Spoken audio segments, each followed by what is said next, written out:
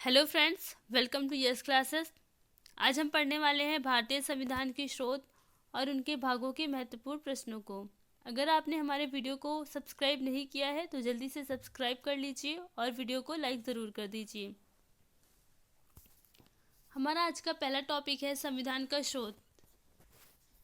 इसका पहला प्रश्न है, भारतीय संविधान संसदीय प्रणाली किस देश से ली गई है?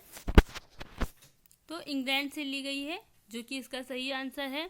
अगला प्रश्न है, भारतीय संविधान का कौन सा लक्षण आयरिश संविधान से लिया गया है, या फिर कह सकते हैं कि नीति निर्देशक तत्व किस देश से लिया गया है? तो आयरलैंड से लिया गया है।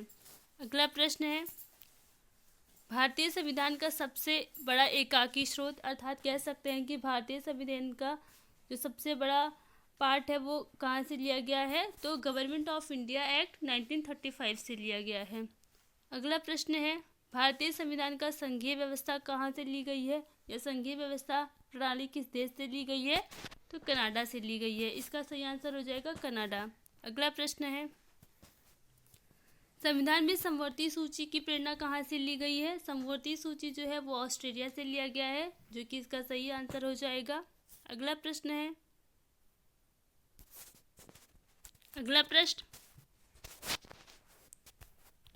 भारतीय संविधान में मौलिक कर्तव्यों को किस देश से लिया गया है? मौलिक कर्तव्य किस देश से लिए गए हैं? रूस के संविधान से लिया गया है, जो आपका सही आंसर है। अगला प्रश्न है, राज्य में कलेक्टर का पद किस देश से लिया गया है, या कौन से शासन से लिया गया है? तो इंग्लैंड से लिया गया है। अगला प्रश्न, कानून के समक्ष समान संरक्षण वाक्य कहाँ से लिया गया है? तो कानून के समक्ष जो समानता है या समक्ष संरक्षण है वो संयुक्त राज्य अमेरिका से लिया गया है।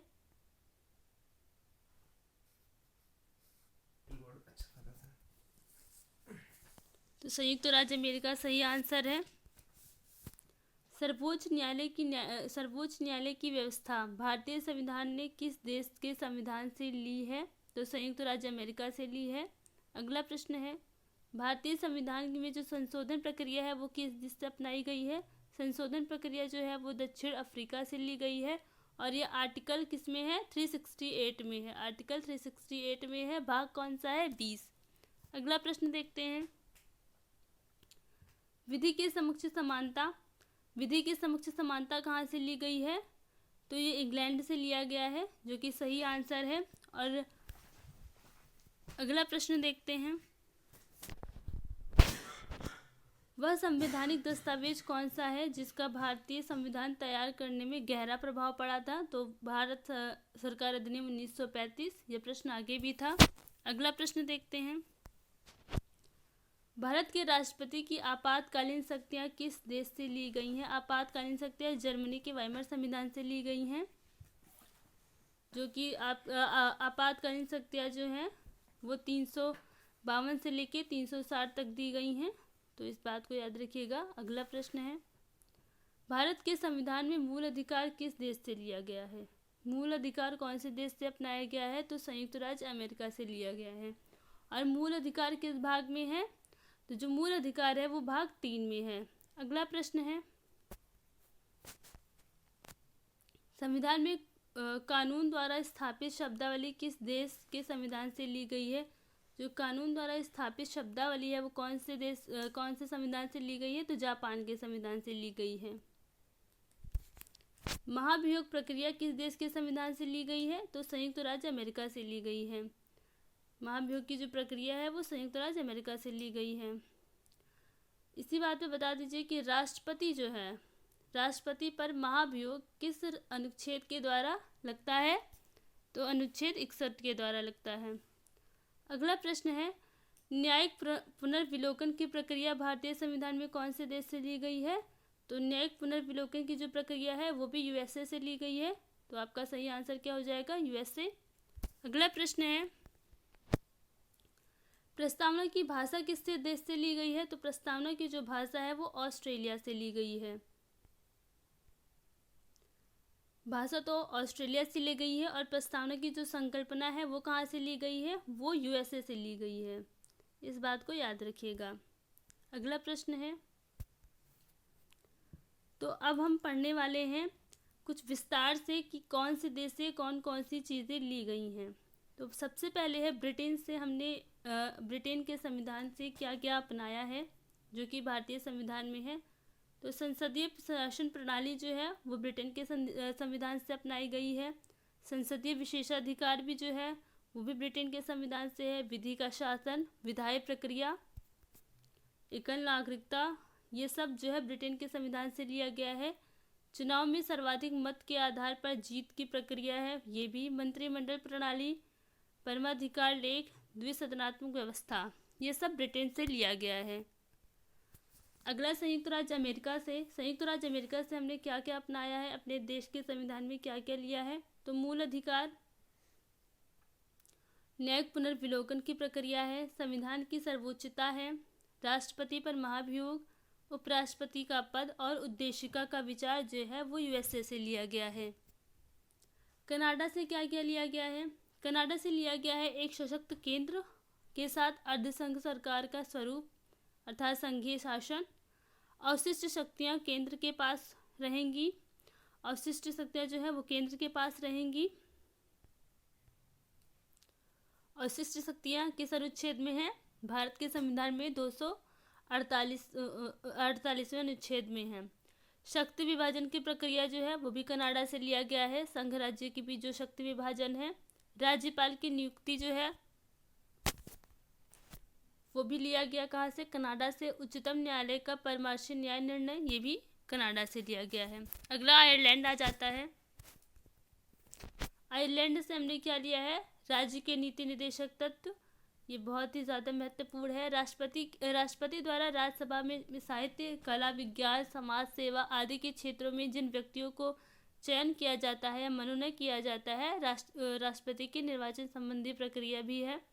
दक्षिण अफ्रीका से क्या क्या लिया गया है, संविधान संशोधन की प्रक्रिया दक्षिण अफ्रीका से ली गई है। राज्यसभा सदस्य का निर्वाचन की जो प्रक्रिया है वो भी दक्षिण अफ्रीका से ली गई है। अगला देखते हैं, फ्रांस से हमने क्या लिया है। फ्रांस से हमने गणतंत्रात्मक व्यवस्था ली है और स्वतंत्रता, समानता और बंधुत्व का जो आदर्श है वो भी फ्रांस से लिया गया है। और ये तीनों शब्द जो हैं हमारे देश की प्रस्तावना में, जो हमारे देश में प्रस्तावना है उसमें ये तीनों शब्द समाहित हैं। अगला, ऑस्ट्रेलिया से क्या क्या लिया गया है। ऑस्ट्रेलिया में समवर्ती सूची का जो प्रावधान है वो हमने ऑस्ट्रेलिया से लिया है। संसद के दोनों सदनों की संयुक्त बैठक जो है ये भी ऑस्ट्रेलिया से लिया गया है। और ये किस अनुच्छेद में है, दोनों सदनों की संयुक्त बैठक किस अनुच्छेद में है, तो अनुच्छेद 108 में है। व्यापार वाणिज्य की स्वतंत्रता जो है वो ऑस्ट्रेलिया से लिया गया है। जर्मनी के वाइमर संविधान से क्या लिया गया है, आपातकाल के दौरान मूल अधिकारों का निलंबन लिया गया है। तो इसे याद रखिएगा, ये बहुत ही महत्वपूर्ण है। हमने जापान से क्या लिया है, तो जापान से जो है वो विधि द्वारा स्थापित प्रक्रिया ली है। और सोवियत संघ से क्या लिया है, मूल कर्तव्य लिए हैं जो कि बहुत इंपॉर्टेंट है। और ये किस अनुच्छेद में है, तो 4 के काम में है। और किस संशोधन के द्वारा मूल कर्तव्यों को जोड़ा गया है, तो 42वें संविधान संशोधन के द्वारा 1976 में जोड़ा गया है। प्रस्तावना में सामाजिक, आर्थिक और राजनीतिक न्याय का जो आदर्श है वो भी पूर्व सोवियत संघ से लिया गया है। कुछ महत्वपूर्ण तथ्य यहाँ पर हैं, इन्हें भी देख लेते हैं।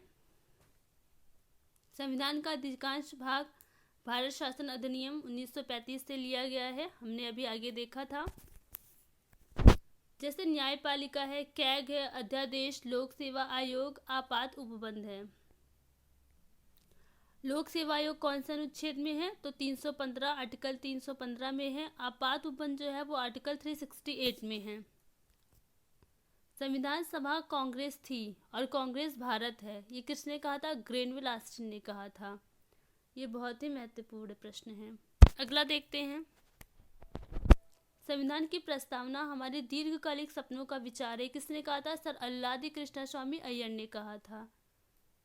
तो ये प्रश्न भी ध्यान में रखिएगा।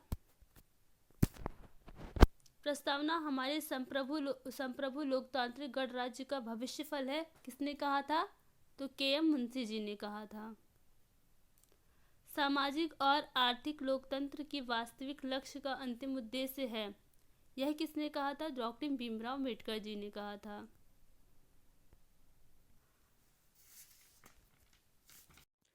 प्रस्तावना को भारतीय संविधान का परिचय पत्र किसने कहा था? प्रस्तावना को भारतीय संविधान का परिचय पत्र N.A. पालकीवाला साहब ने कहा था। अब संविधान के भाग को देख लेते हैं। इससे कुछ महत्वपूर्ण प्रश्न हैं। भारतीय संविधान को कितने भागों में बांटा गया है? 22 भागों में बांटा गया है। संविधान के किस भाग में संशोधन की प्रक्रिया है? तो संशोधन की जो प्रक्रिया है वो 20वें भाग में है। और अनुच्छेद कौन सा है? अनुच्छेद जो है वो 368 है। संविधान के किस भाग में ग्राम पंचायतों की स्थापना की गई है? तो 9वें भाग में की गई है। राज्य के नीति निदेशक सिद्धांतों का संविधान के किस भाग में उल्लेख है? राज्य के नीति निदेशक तत्व जो है वो किस भाग में है? तो 4थे भाग में है। संघीय कार्यपालिका की जो व्याख्या है वो किस भाग में है? संघीय कार्यपालिका की जो व्याख्या है वो भाग 5 में है। संविधान के किस भाग में मूल अधिकारों का उल्लेख मिलता है? मूल अधिकारों का जो उल्लेख है वो भाग 3 में मिलता है।